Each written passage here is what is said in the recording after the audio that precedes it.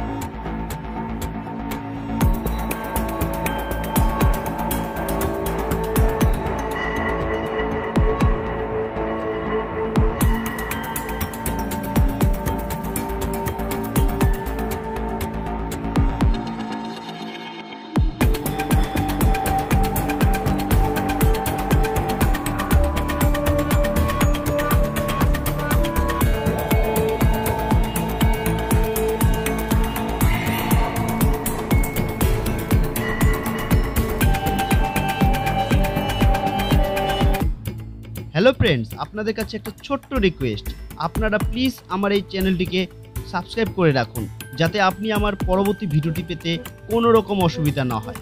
আর হ্যাঁ, আপনারা অবশ্যই জানান আপনি কোন বিধানসভার অন্তর্গত এবং কোন দলকে সাপোর্ট করেন, জানান আমার কমেন্ট বক্সে।